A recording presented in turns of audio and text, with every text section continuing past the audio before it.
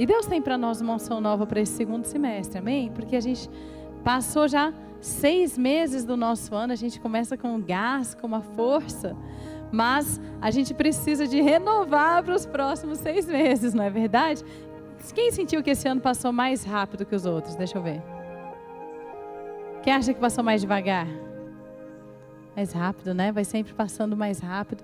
E quando a gente vê, já faltam 6 meses para terminar o ano. E nós temos propósitos, nós temos promessas. Eu creio que Deus vai cumprir, amém? E eu quero ler com você esse trecho que eu falei lá em Hebreus capítulo 6, versículo 15. Que é uma palavra de Deus para nós, de ânimo, de força. Porque diz assim: e assim, depois de esperar com paciência, obteve Abraão a promessa. Pois os homens juram pelo que lhes é superior, e o juramento, servindo de garantia para eles, é o fim de toda contenda. Então olha que interessante, a gente começa aqui falando de Abraão. Abraão, ele teve uma promessa. O que é que Deus falou para ele? Deus falou: olha, sai de onde você está, vai para a terra onde eu te mostrarei, e eu vou te dar uma descendência poderosa que vai possuir a terra. E Abraão, eu imagino que ele pensou naquele momento que as coisas seriam diferentes do que elas foram. Porque o tempo foi passando e a promessa não aconteceu imediatamente, nem a meio termo, aliás, a longo termo. E muita coisa aconteceu ali na vida de Abraão, que eu imagino que ele pensava, mas não era para ser assim. E às vezes acontece isso na nossa vida. Quantas vezes você tem uma visão de Deus, uma visão de mundo, e você tem aquele gás, aquela força, e de repente acontece algo, ou algumas coisas, você pensa, mas não era para acontecer assim. Ou então, nunca imaginei. Quem já passou por algo que você pensa assim, eu nunca imaginei que eu estaria passando por isso. Eu nunca imaginei que eu estaria em uma situação dessa. E a minha fé, muitas vezes, era de que eu não estaria passando por isso, que eu não estaria vivendo isso. E às vezes vem algo que tenta chacoalhar a nossa fé. E é interessante que a Bíblia diz que Abraão, ele passou por isso, ele tinha uma visão. E algo aconteceu diferente do que ele esperava. Por isso a Bíblia vem e diz, fala aqui do juramento, fala, pois os homens juram pelo que lhes é superior, e o juramento servindo de garantia para eles é o fim de toda contenda. Por isso Deus, quando quis mostrar mais firmemente aos herdeiros da promessa, fala comigo, a imutabilidade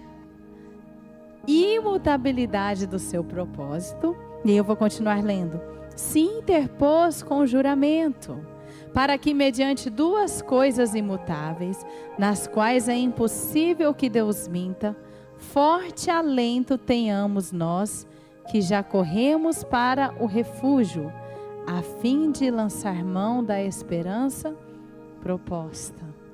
E aqui ele está falando, o escritor de Hebreus fala, quando vem esses momentos, lembre-se, Deus, ele pegou 2 coisas imutáveis. E aí ele lembrou aqui do juramento. Quando alguém não acredita no que o outro está falando, o que o outro fala? Eu juro, não é? Não, eu juro por Deus. E aqui fala que Deus pegou o juramento, que é algo imutável, e jurou por si mesmo. Porque também Deus é algo que é imutável.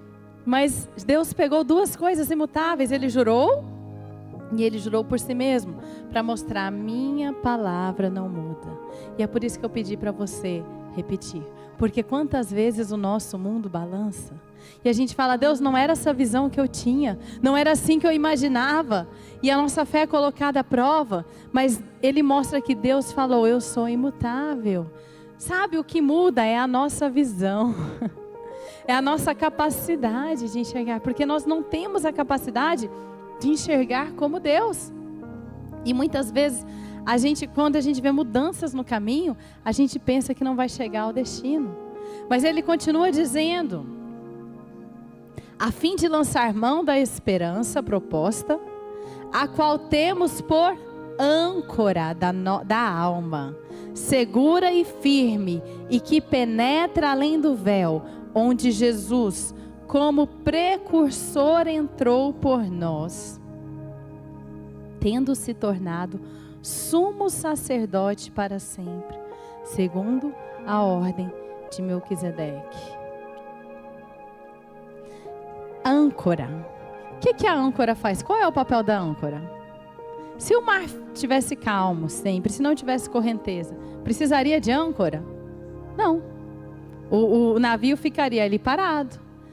Mas a âncora existe para segurar o navio justamente porque o mar faz o quê? Agita. Agita, tenta levar para longe. Isso quer dizer que vem águas agitadas, vem dúvidas, vem dificuldades, vem situações que a gente não imaginava, talvez no início da nossa fé, mas a Bíblia diz que Jesus, Ele é a âncora da sua alma. A palavra de Deus não muda. Você pode colocar a mão no seu coração e fechar os seus olhos? Talvez você esteja precisando ouvir isso hoje, declarar isso hoje. Diga comigo, a palavra não muda, meu Deus não muda, a promessa não muda, e ela vai se cumprir em minha vida. Não importa o que já aconteceu, Jesus é a âncora da sua alma. E muitas vezes eu fico pensando aqui, ele falou justamente que Jesus, ele entrou nesse caminho primeiramente, ele entrou antes de nós.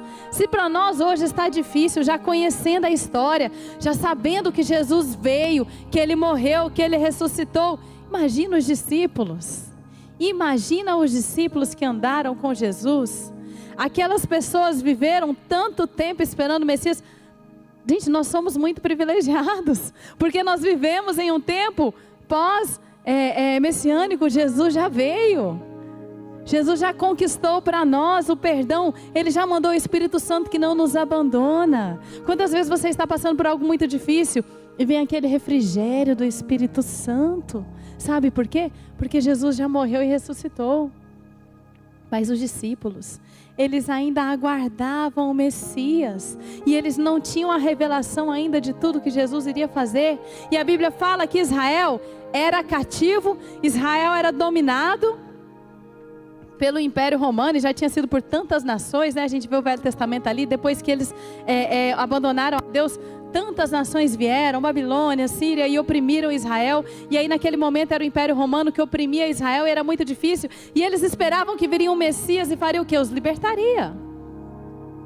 Mas de repente o Messias veio, e ao invés de libertá-los como eles imaginavam ali do Império Romano, Jesus fez o quê? Morreu. E olha aqui o que a Bíblia fala lá em Lucas 18, versículo 31.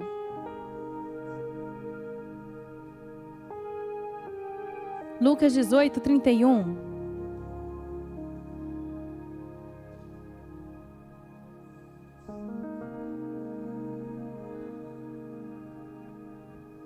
Tomando consigo os 12, disse-lhes Jesus: eis que subimos para Jerusalém, e vai cumprir-se ali tudo quanto está escrito por intermédio dos profetas, no tocante ao Filho do Homem. Pois será ele entregue aos gentios, escarnecido, ultrajado e cuspido, e depois de o açoitarem, tirar-lhe-ão a vida, mas ao terceiro dia ressuscitará. Eles, porém, nada compreenderam acerca dessas coisas, e o sentido dessas palavras era-lhes encoberto, de sorte que não percebiam o que ele dizia.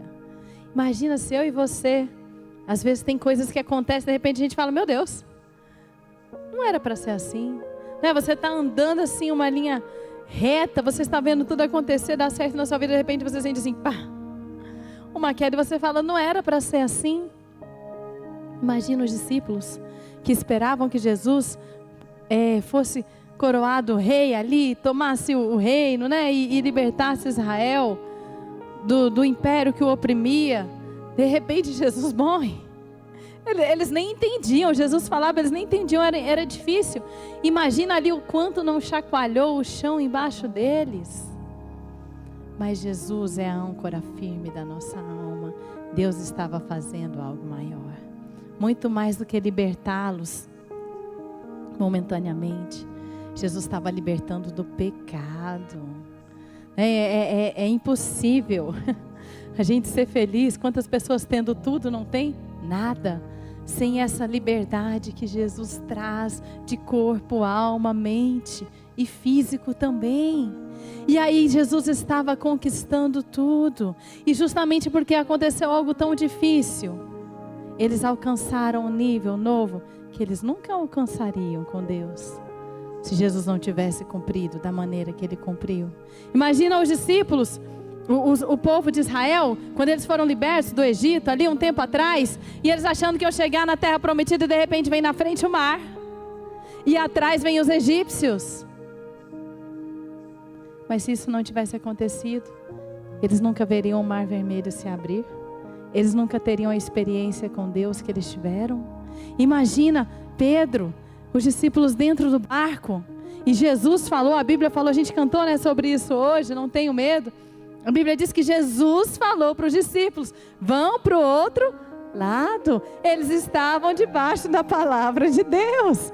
Quantas vezes a gente fala, Deus, eu estou debaixo da sua palavra. Imagina, eu acho que eles pensaram, vai ser a viagem mais tranquila da minha vida. Porque Jesus mandou, Jesus falou claramente. Eu sei que eu devia estar fazendo isso agora, não é? Às vezes a gente tem dúvidas, a gente ora, a gente pede a direção de Deus, e a gente vai na fé, porque a gente ainda fica naquela dúvida, ai meu Deus, será que é, será que não é? Mas se você orou, você colocou diante de Deus, você buscou direção de Deus, buscou conselho, buscou na igreja, irmão, se Deus está te mostrando, você está vendo esse tanto, vai na fé.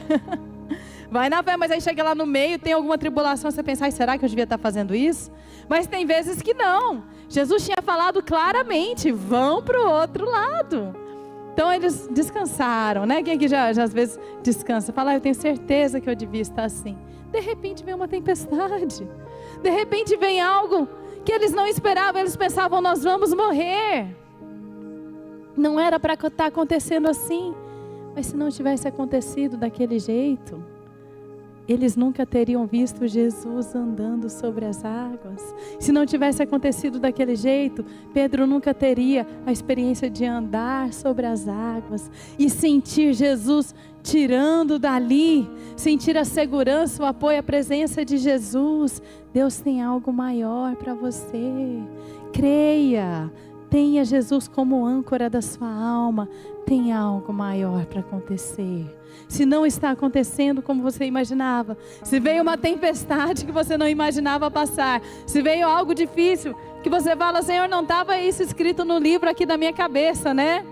Talitenses 3:11, né? Talitenses pelo meu nome, né? Mas talvez aí pelo seu, não Deus, mas na Bíblia que eu achava que tinha aqui na minha cabeça, na Bíblia que eu achava que era assim, não estava desse jeito. Os caminhos de Deus são mais altos. Ancore a sua vida em Jesus, no caminho que Ele abriu, e você vai viver mais do que você imaginou. Segure firme. É difícil? É difícil. Não é fácil estarmos em situações que a gente não imaginava estar, mas Deus está preparando algo maior. É por isso que é âncora, porque é um mar, porque agita, porque balança. Jesus já nos preparou para isso. Ele já nos disse que aconteceria sim.